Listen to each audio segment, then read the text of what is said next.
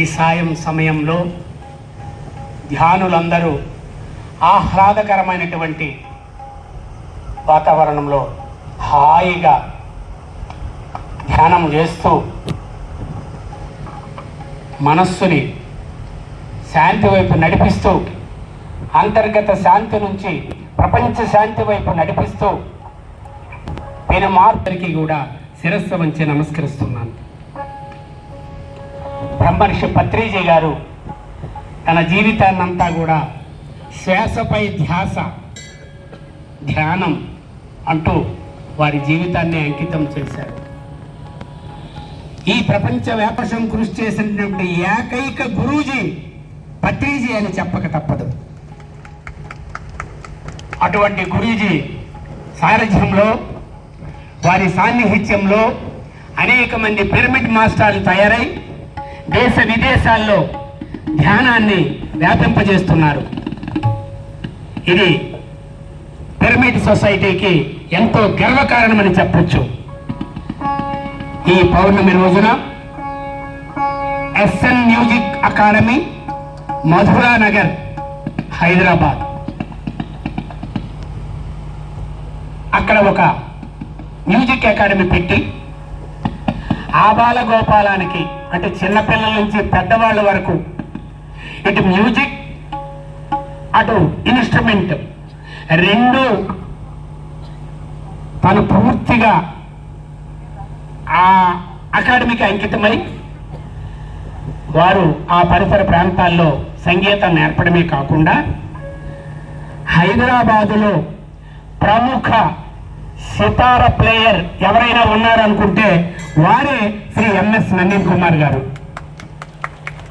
ఎక్కడున్నారు? అదేంటి సరే, ఎక్కడున్నా నవీన్ కుమార్ గారు కదా.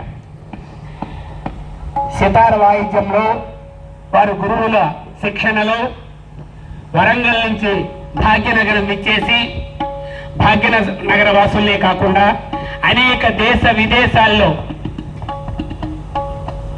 మన దేశమే కాదు, మన రాష్ట్రమే కాదు, రాష్ట్రేతర ప్రాంతాల్లో విదేశాల్లో కూడా సితార ప్లేయర్గా పేరుగాంచినటువంటి గొప్ప కళాకారులు శ్రీ ఎంఎస్ నవీన్ కుమార్ గారు.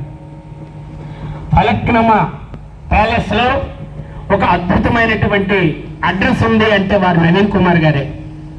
దేశ విదేశాల నుంచి వచ్చినటువంటి డెలిగేట్స్కి, అంబాసిడర్స్కి వారిని మెప్పిస్తూ, వారి సంగీతాన్ని వినిపిస్తూ వారి బృందంతో వెళ్ళడం మీకు తెలుసో లేదో అని నేను మనవి చేస్తూ ఒక్కసారి తెలియజేస్తున్నాను. ఇటు ఎస్సీఆర్టీ, అటు ఎన్సీఆర్టీ ఇటువంటి విద్యా సంస్థలు కూడా వారిని నిర్వహిస్తుంది. అటువంటి సితార ప్లేయర్ శ్రీ ఎంఎస్ నవీన్ కుమార్ ఆధ్వర్యంలో బుద్ధ పౌర్ణమి రోజున, అతి పవిత్రమైనటువంటి రోజున శ్రీ ధర్మపురి క్షేత్రంలో ఈరోజు ధ్యానులకు, పిరమిడ్ ధ్యానులకు ఆ సంగీతాన్ని వినిపించడానికి వారు సమాయత్తమవుతున్నారు.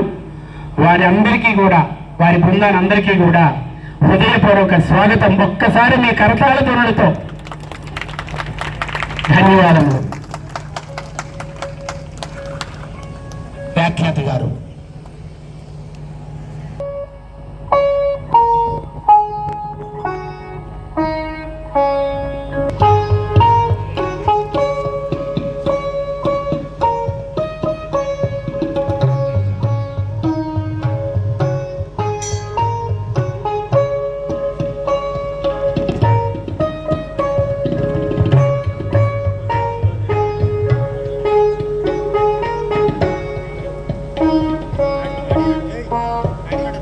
బుద్ధ పౌర్ణమి ధ్యానం ఇప్పటి నుంచే మొదలవుతుంది. ఇది 8:30-9 వరకు ఉంటుంది. 9 తర్వాత మీ ఇష్టం ఎంతసేపు అయినా ఎవరి వాళ్ళు ఇండివిజువల్గా ఎక్కడైనా మెడిటేషన్ తీసుకోవచ్చు. ఇక్కడ ఈ సంగీత కచేరీ జరుగుతూ ఉంటుంది. నాద ధ్యానం మనకి ఇప్పుడు అలవాటే. మరి ఈ 2:30 గంటలు మనం పౌర్ణమి ధ్యానంలో స్థితిమవుతాం కనుక ఎవరైనా కింద కూర్చోవాలనుకుంటే కార్పెట్ వేస్తారు. 2:30 గంటలు ఎవరో కదలకుండా ధ్యానం చేస్తాం. అందరూ కళ్ళద్దాలు తీసేయండి. వేళ్ళలో వేలు పెట్టుకోండి, కళ్ళు రెండు మూసుకోండి, లేకపోతే చూస్తూనే ఉంటాం. మనలోకి మనం ప్రయాణం చేయలేం. This is the final and powerful పౌర్ణమ మెడిటేషన్. పౌర్ణం ధ్యానం అంటే మీ అందరికీ తెలుసు, ప్రత్యేకంగా చెప్పక్కర్లేదు. మామూలుగా చేసే ధ్యానానికి పౌర్ణం ధ్యానం చేస్తే దానికి 4 ఇంతలు ఎక్కువ వస్తుంది. అది పౌర్ణం విశిష్టత.